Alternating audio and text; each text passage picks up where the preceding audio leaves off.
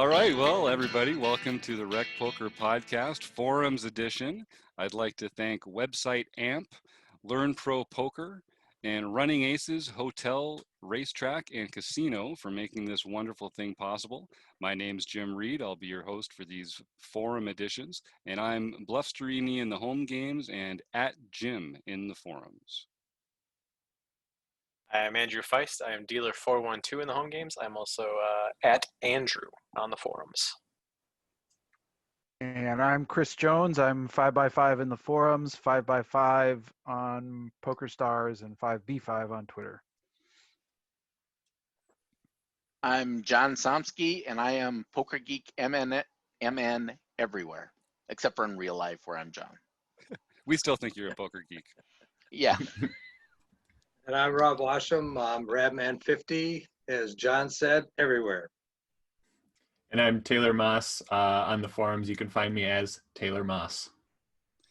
Nice. A bunch of creative forum names for all of us here on the Rec Poker crew. Forums is what it's all about here. And we're actually going to go through a hand today. As we do every week, we pull one hand out. We pull one discussion post out of our forums at rec.poker. This one's by ARW. ARW is a fairly new member to Rec Poker, but they have been a prolific presence in our forums. And this is a post from a little while ago talking about a bad call with a small pair. So ARW writes, it's in the home game last night, the level is 5,100. There's an early position raised to 200. ARW calls in the cutoff, and the small blind calls. The flop is 8 of hearts, 10 of spades, Queen of hearts, 10 of spades, 8 of hearts. Small blind checks, early position checks, and ARW bets 200, and the small blind calls. On the turn, the board is Queen of hearts, 10 of spades, 8 of hearts, 8 of spades, so it pairs the board. Check, check. On the river, a 2 of clubs. So the board, Queen of hearts, 10 of spades, 8 of hearts, 8 of spades, 2 of clubs. Small blind leads out half pot, and ARW calls with pocket threes and wins. So the question is, what ARW poses to the group, what do you think my opponent has? What hands can I beat? And is this a good call?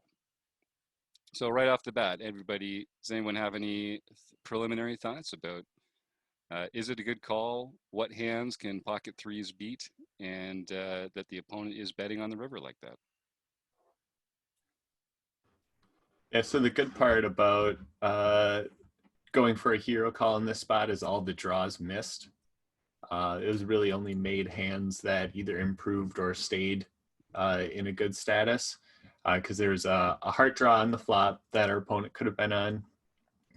They could also have a jack or a 9 and have a gut shot draw that they're drawing to. So there's a couple things that our opponents could have that missed that pocket threes then beat. Not many of those hands that have a jack or a 9 or a flush draw have a 2 in them. And we're not really worried about 2s to begin with anyway. So it's kind of a gut check type of call. But it all comes down to the math of how often do we think this specific opponent is going to call the flop bet with either a draw or a made hand and play it the rest of the hand this way and lead half pot on the river. So very villain dependent, but it worked out definitely for ARW with his call with pocket threes.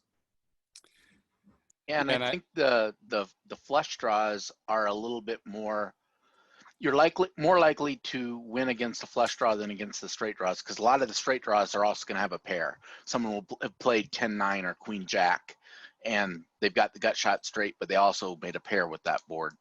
But with the flush draws as well, there are a lot of missed draws that you could potentially win if someone made a bluff on the river.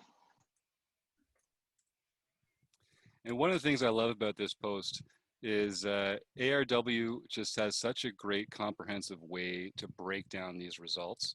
And when it comes to hand ranging in particular, so he comes in here talking about what the board reads, and he goes through an overview are what are the strongest holdings my opponent could have? What are some of the medium strength holdings he could have? What are some of the weakest holdings? And how would that play out according to the action? Which is just a very clear, calm, reasonable way to think about this. Chris, you had a point in here about stack sizes, which I think is really important as well. And ARW says that the stack size was about 30 to 35 big blinds there.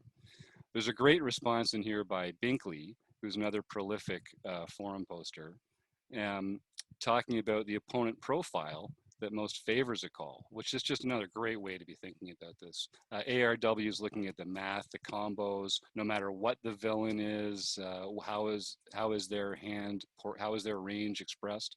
And Binkley's looking more about this particular opponent, which is great. So Binkley talks about the small blind pre-flop calling range, how they might play particular types of hands aggressively and other hands passively.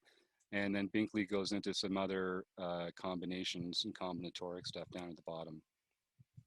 Yeah, I think villain type is incredibly important here, especially if it's our home game and if you've played a few hands with them and kind of have some sort of idea how they play. Because some people will always, bet their missed draws when the hero in this hand checks back on the turn, and they're just taking a stab now because the only way they can win is if they can get their opponent to fold.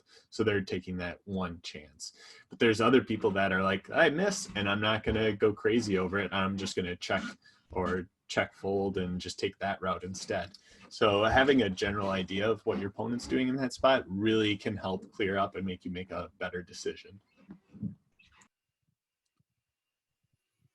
And I think one of my favorite things about the whole post at the end here, I mentioned this one was from a little while ago, and Binkley and ARW, I think, are still just getting to know each other in the forums here, because Binkley says something like, or ARW says, also good playing with you last night. And Binkley says, I assume you're blank. Congrats on the win. And then I think the very next day, Binkley came in and won the home game. So obviously we're getting some forum run good in the home game there. So that's great. So does anyone else have anything else they want to add into this little point here? Well, I just wanted to kind of jump in and ask about when we get a turn. I'm always curious about spots like this where we get a board like this that really changes with a paired board on a turn, and it goes check check. Does that lead us into, like, I'm curious when we think about villain and them reacting both with their made hands and their draws, like, does that lean us more towards a potential call or towards a potential fold? Either way, like, what does a check check on a paired board that changes, obviously what the best hands and some of the premium hands can be in a hand like this? Does anyone have a thought about how they approach that? Does that change your thinking at all in terms of whether this is a good call or not? Yeah, if I understand kind of where you're going with this, if the turn instead of going check check, if the small blind check, ARW leads out again and then gets called, and then the opponent leads on the river, I'm scared and I'm running for the hills, right? Like, that is an incredibly strong line for someone to take. So I don't like that at all. And for sure with a hand like pocket threes, I'm getting out of there. I think the check check is opening the door for our villain to bluff into us and try and steal the pot. And that's essentially why this play was possible by ARW, because I think any other line that either player takes in this hand doesn't result in ARW winning it unless it goes check check on the turn and then opponent leads into us on the river, where we can call a small value or a small bet trying to catch a bluff. Yeah, and I think it also it makes it sort of more, I think if this is I don't know, if this is the 6 of spades instead of the 8 of spades, and it goes check check, it's almost like, I believe there's that smaller value that's possible there. Then there's more combos of value that beats our pocket threes at that point, because I think even a made pair on that river may put out a small value bet. So I think it's both. You're right. Like if we bet out and then we got called, it would make us be running for the hills. But the fact that it's paired and it went check check, I feel like it gives us the opportunity. Yes, our opponent can have a very strong hand in this situation, but they can also have a lot of missed hands. Yeah, Right, because 'cause- that's the biggest brick on the river you could have in this situation. So that does open it up where you have more possibilities that you are going to be winning with a call more percentage of the time. Yeah, I think that river card does not change anything at all, right? I mean, if he was behind, he's still behind.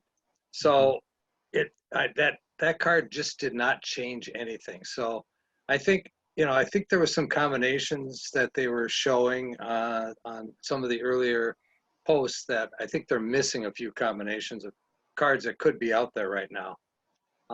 So I think I'm thinking more of an ace high type hand that got to the river, maybe an ace high flush draw type hand that got to the river and decided, hey, my ace could be good right now because there was no action at all on the turn. This ace could be good. I can make a play at this pot and maybe even be good. So Yeah, but an ace. I mean, by making a play at the pot, by betting at it, you're really turning an ace into a bluff, because nothing is going to call you that's worse than an ace high. You Right, might but- very well be able to call down, or your ace high might be the best hand. But if you put a bet out there, you're turning that into a bluff. correct. And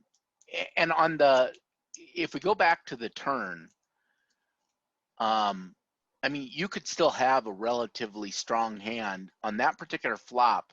I might check king, queen, or ace, queen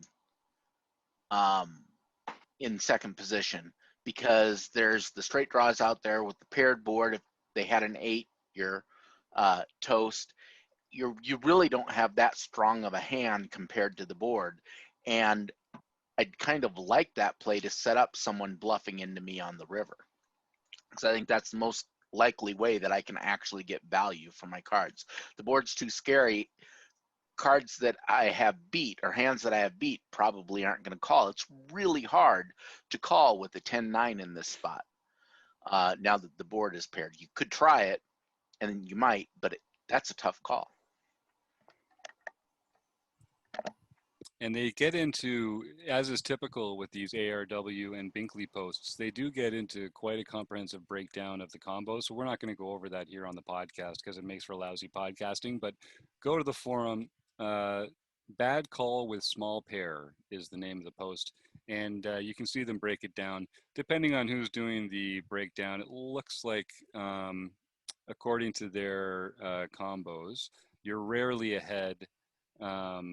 About half and half was the best case scenario, and then about a 5-to-1 dog by combos was the worst case scenario. So it really comes down to pot odds, where you think your opponent is in their distribution at that moment, and I'm not sure what other factors you'd consider. But my favorite, I got a few favorite parts about this one, but I love how ARW writes off at the end. He says, results don't matter. I'm not giving you guys the results for this one. We don't get to find out what they actually had. And that's fair.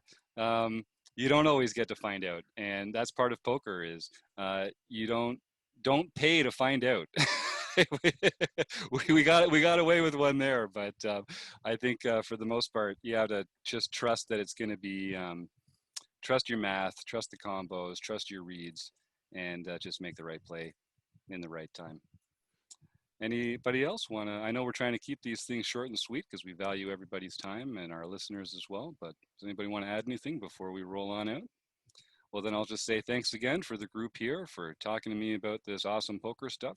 Thanks to website AMP, Running Aces, Hotel, Casino, and Racetrack. You got it, Andrew.